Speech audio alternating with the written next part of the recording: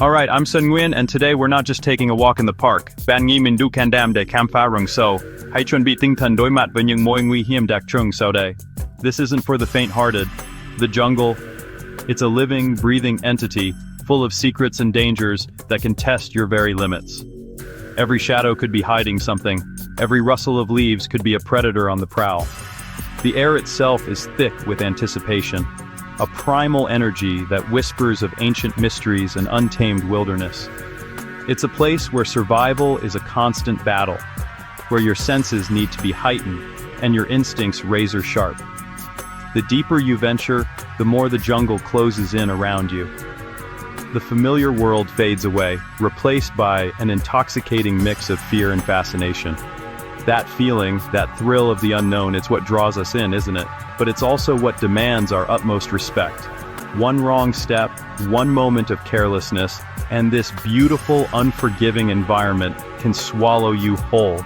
We're about to peel back the veil, to look into the eyes of some of the most terrifying encounters the deep jungle has to offer. You'll feel your heart pound, your palms sweat, as we explore the razor's edge between awe and terror. So, buckle up, we're going in. We'll face down the lurking horrors, the silent stalkers, and the sheer untamed power of nature at its most raw. This journey is about understanding the risks, respecting the wild, and perhaps discovering a strength within ourselves we never knew existed. The jungle doesn't play by our rules. It has its own ancient laws, and we're about to see what happens when those laws are challenged. Are you ready to confront the darkness that lies beneath the canopy? Right, first up, we're pushing through some incredibly dense undergrowth. The air here is heavy, damp, and every single sound is amplified, echoing through the oppressive silence. You can't help but feel like you're being watched, an unsettling prickle on the back of your neck. It's that primal instinct, that sixth sense kicking in, screaming at you that something's not quite right in this verdant labyrinth. I'm moving slowly, deliberately, trying to make as little noise as possible, scanning every leaf, every twisted branch, every shadowy recess. The silence can be more unnerving than any roar, because you know something is out there, patient, camouflaged, waiting for the perfect moment. It's a game of nerves, a constant battle of wits, and the jungle always seems to have the upper hand if you let your guard down even for a split second. You learn to read the subtle signs. Media group. Freshly broken twig on jungle floor. Close-up of snapped branch among leaves at stalk at distribute equally. A freshly broken twig, a faint tremor in an unseen web, anything that betrays a hidden, lurking presence. Suddenly, as I brush past a thicket of broad, waxy leaves, a shiver runs down my spine. Not from the tropical chill, but from pure, unadulterated dread, a cold wave washing over me. It's a feeling I've learned to trust implicitly over years of navigating these treacherous environments. My eyes dart around, desperately trying to pinpoint the source of this profound unease that has gripped me. And then I see it. Just a flicker of movement from the periphery, almost imperceptible against the dappled light and shadow. But it's enough. Out of the corner of my eye, from the deep, inky shadows beneath a monstrous ancient fern, a leg. Not just any leg, mind you. This thing is colossal, grotesquely hairy, and tipped with a wicked-looking, needle-sharp claw. It unfurls slowly, deliberately, like a creature emerging from a nightmare, testing the air, sensing my proximity with an alien intelligence. My heart hammers against my ribs like a trapped bird. This isn't just some common garden spider, this is a true titan of the arachnid world, a predator built for sudden, terrifying ambush. The sheer, mind-boggling size of it is breathtaking, and utterly terrifying in equal measure. It's perfectly camouflaged, its mottled browns and greens blending seamlessly with the decaying leaves and tangled vines of the forest floor.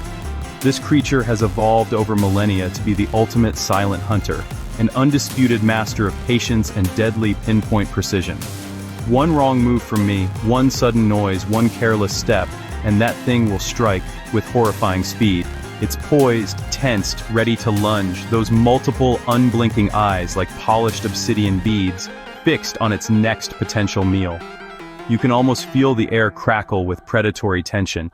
This is the jungle reminding you, in no uncertain terms, that you're not at the top of the food chain here. You're just another creature trying to survive, and sometimes, despite all your skills, you're the prey. Now, water sources in the jungle are lifelines, absolutely critical for survival, but they're also prime hunting grounds for some of its most formidable and patient predators. I'm approaching a slow-moving, murky stream, the water brown and opaque, visibility almost zero beneath the surface. You've got to be incredibly cautious around places like this, every sense heightened. The heat is oppressive, weighing down on you, and the temptation to cool off, to splash water on your face, is immense. But that's precisely when you're most vulnerable to attack. I'm scanning the banks meticulously, checking the overhanging branches for any sign of movement, and the water surface itself for any telltale signs of what might lurk beneath. It's often the smallest, most insignificant details that give the game away. A displaced reed, an unnatural stillness in a patch of water, or a subtle, almost imperceptible change in the water's flow against the current. These apex predators are masters of disguise, using the environment, the mud, the shadows, to their full advantage. I notice it then, a faint, almost invisible ripple on the water's surface, so subtle it's easily dismissed as a trick of the light or a gentle breeze caressing the water. But there's no breeze down here, not at the water level, sheltered by the dense vegetation. My senses, honed by countless encounters, scream danger. Something big, something powerful, is down there, moving with terrifying stealth and deadly purpose. I freeze instantly, every muscle in my body tensed, ready for action. The air feels thick, heavy, charged with an unseen, imminent threat. This is the moment where your training, your experience, all your accumulated knowledge kicks in. Panic is your absolute worst enemy in this situation. It clouds judgment and leads to fatal mistakes. You have to stay calm, assess the situation rapidly, and be ready to react with explosive force if necessary. The jungle doesn't give second chances, especially not when dealing with a creature that kills with such terrifying, silent efficiency. It's a waiting game, a battle of wits and nerves against a creature that has perfected the art of ambush over millions of years. Then, in a horrifying, breathtaking instant, the water erupts. It's not a splash, not a disturbance, but a powerful, silent surge upwards, as if the river itself has come alive. A massive, dark, muscular coil, thicker than my thigh, slick with mud and river slime, breaks the surface with terrifying speed. An anaconda. Before you can even fully process what's happening, before your brain can register the sheer scale of the beast, that deadly loop is already in motion, a blur of raw muscle and patterned scales. It strikes with lightning speed, not with fangs to bite, but aiming to encircle its prey, to crush the life out of it with its immense, relentless, constricting power. The sheer, brutal force is unimaginable, a pressure that can snap bones and stop a heart. This isn't just a snake, it's a living, breathing hydraulic press, a terrifying testament to nature's brutal, efficient power. The attack is over in a heartbeat, a stark, chilling reminder of how quickly life can be extinguished in these unforgiving primeval waters. Sometimes the greatest dangers in the jungle don't come from a single, massive predator with teeth and claws, but from an overwhelming, relentless, and terrifyingly organized force of nature. I can hear it before I see it, a low, persistent rustling sound, like a million tiny footsteps marching in unison, growing louder, closer, a sound that seems to permeate the very air. The ground itself, the leaf litter, seems to vibrate subtly beneath my boots, a precursor to the chaos to come. This isn't the sound of one creature, or even a few. It's the unmistakable sound of an army on the move, a living tide. And then, the forest floor ahead begins to writhe, to shift, to come alive, as if a living, breathing, black carpet is being unrolled across the landscape. Army ants, millions upon millions of them, a seething black river of chitin and mandibles, consuming absolutely everything organic in their inexorable path. The air fills with a distinct, acrid chemical smell, the potent scent of their formic acid, a warning and a weapon. There's a palpable sense of sheer panic in the air, an almost tangible wave of fear that precedes them. Other creatures, Insects of all sizes, spiders, scorpions, small animals, even snakes and lizards, are fleeing in abject terror, a desperate scramble for safety. Nothing, absolutely nothing, stands in the way of this relentless legion. They are a force of nature incarnate, a perfectly coordinated, brutally efficient hunting machine. Each individual ant is a tiny, ferocious soldier, armed with powerful slicing mandibles, but together, they are an unstoppable juggernaut, a biological superorganism. Their bites are painful, and in sufficient numbers, they can strip flesh from bone in mere minutes. They don't have permanent nests like other ants. They are eternally nomadic, a relentless wave of destruction sweeping through the undergrowth, a terrifying moving city of predators. You can see the sheer, unadulterated terror in the eyes of any creature unfortunate enough to be caught in their path. It's a primal fear, the fear of being overwhelmed, dismembered, and consumed, piece by tiny, agonizing piece. The sound is deafening now, a horrifying cacophony of millions of tiny clicks, rustles, and the scraping of countless legs. The collective, ceaseless movement of an entire colony driven by an insatiable communal hunger. You can't fight them, there are simply too many. You can't reason with them, they operate on a different level of existence. Your only viable option, your only chance of survival is to get out of their way, and fast. They will climb anything in their path, trees, rocks, even your own body if you stand still for too long. They can cross water by forming living bridges of their own interlocked bodies, driven by a singular, terrifying collective purpose. The ground literally trembles under their relentless advance. It's a humbling and horrifying spectacle, a stark reminder that in the jungle, sheer overwhelming numbers can be just as deadly, if not more so, than brute size or individual strength. This is nature's scorched earth policy, in full, terrifying, and unavoidable effect. Not all dangers in the jungle have teeth and claws, or move with obvious predatory intent. Some are far more insidious, far more subtle, luring you in with false promises of beauty or sustenance before revealing their deadly hidden nature. I'm in an area now where the vegetation is unusually vibrant, almost unnervingly so, with colors that seem too bright, too perfect. And there's a peculiar scent in the air, a sweet, cloying, almost sickly fragrance that seems utterly out of place in this otherwise primal, earthy-smelling environment. It's alluring, almost hypnotic, drawing you closer against your better judgment. This is a classic jungle trap, a common tactic employed by nature. Nature often uses beauty, vibrant colors, and enticing scents as a lure, a siren song for the unwary, the curious, or the desperate. You have to be constantly vigilant, questioning anything that seems too good or too easy to be true, because often it is. As I get closer, drawn by a mixture of professional curiosity and that strange, pervasive perfume, I spot the source. A plant, or rather a collection of plants, unlike anything I've seen before in quite this concentration.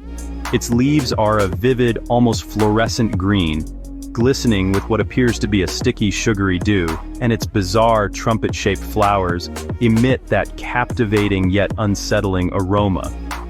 But there's something profoundly unsettling about it beyond its appearance. The way its tendrils, or what look like prehensile tendrils, seem to subtly shift and sway, even though there's absolutely no wind down here in the dense undergrowth. It's almost as if they're aware, sentient, in some botanical way. This isn't just passive vegetation content with photosynthesis. This plant is an active, patient hunter. It's a botanical predator, silently, patiently waiting for its next unsuspecting meal to wander into its grasp. The sweet smell is specifically designed to attract insects, small reptiles, frogs, and even occasionally small mammals, drawing them into its deadly, inescapable embrace. Then, I see it happen. A small, brightly colored tree frog, perhaps mesmerized by the scent or seeking moisture, cautiously approaches one of the plant's broad, inviting, pitcher-shaped leaves. In a movement that is shockingly fast and precise for a plant, a vine-like appendage, almost like a living tentacle, whips out with surprising strength and ensnares the unfortunate creature, pulling it towards the slippery lip of the pitcher. The leaf, or trap, begins to curl inwards, or the frog slides down the slick interior, trapping the struggling amphibian, which thrashes futilely against the sticky walls. Digestive enzymes, potent and corrosive, will soon begin their gruesome work breaking down the frog's tissues. It's a chilling, silent kill, a reminder that in the jungle, even the flora can be ruthlessly lethal. This silent, beautiful killer is a remarkable testament to the incredible and sometimes utterly terrifying adaptations that life makes to survive and thrive in this relentless, competitive environment. It's a green death, patient, beautiful, and utterly unforgiving. Sometimes the most terrifying, most unsettling encounters in the wild are with things you can't immediately identify, things that defy easy explanation, things that whisper of the unknown. I'm deep in a part of the jungle now that feels older, more primal, more untouched than anywhere I've been before on this expedition. The trees here are ancient colossal giants, their gnarled branches forming a canopy so thick that very little sunlight penetrates to the gloomy forest floor. There's an unnerving, profound silence, broken only by my own heavy footsteps on the damp earth and the constant rhythmic drip of moisture from the unseen leaves far above. And then I see it, something that makes the hairs on the back of my neck stand on end, a cold dread seeping into my bones, a footprint. But this is no ordinary animal track I've ever encountered. It's absolutely massive, deeply impressed into the soft, yielding mud, with 3 enormous distinct toes, each tipped with what looks like a formidable razor-sharp claw mark gouged into the earth. My mind races trying to process the implications of such a find.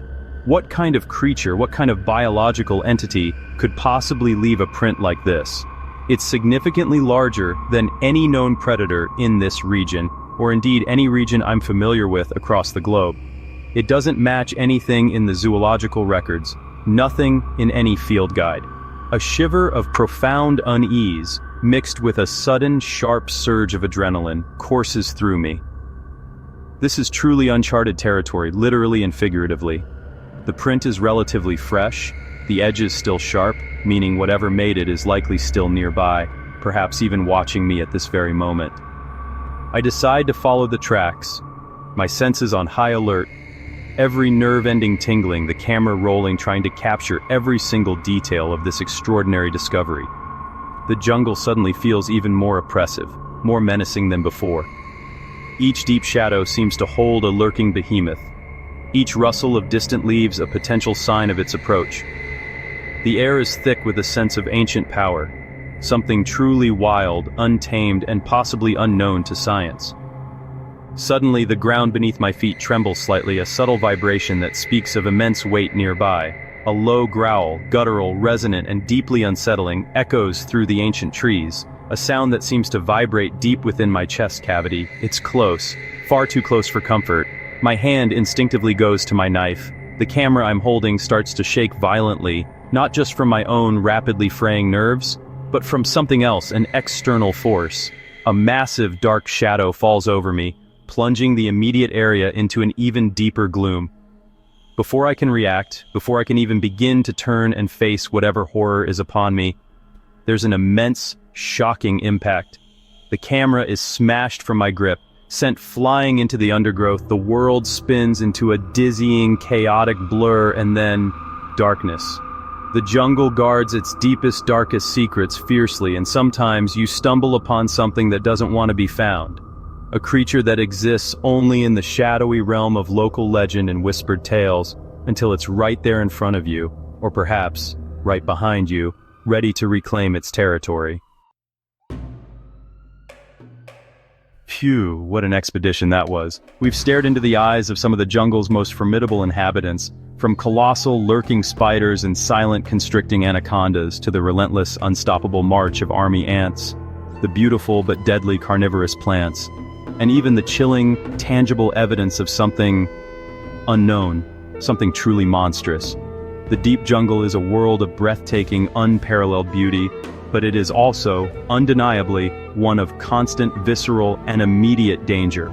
It demands your utmost respect, it demands unwavering vigilance, and it demands a profound understanding that we are merely visitors, often unwelcome, in a realm ruled by ancient, powerful, and indifferent forces of nature. Every single step can be a gamble, every unfamiliar sound a warning, every shadow can hide a potential threat. The experiences we've shared today, the heart-pounding moments of suspense and the narrow, adrenaline-fueled escapes, they're not just for the thrill of it, not just for entertainment. They're a stark, powerful testament to the raw, untamed, and unforgiving spirit of the wild. They remind us very clearly of our own inherent vulnerability in the face of such primal power, but also, crucially, of our incredible capacity to adapt, to learn, to innovate, and ultimately, to survive against seemingly insurmountable odds. The jungle will test you in ways you cannot imagine, push you to your absolute physical and mental limits, and strip away everything but your core instincts and your will to live. It's a crucible that forges resilience, courage, and resourcefulness, if you're prepared to face its myriad challenges head-on, with knowledge, respect, and caution as your greatest allies. So, the question remains, the one I posed at the very beginning. Ban da san sang doi mat bunying him ngui nature, dung quen chun bi ki kang chuk ki buk va rung so. Knowledge is power, meticulous preparation is absolutely key, and a deep, healthy dose of respect for the wild will, more often than not, see you through the toughest situations. Until next time, stay safe out there,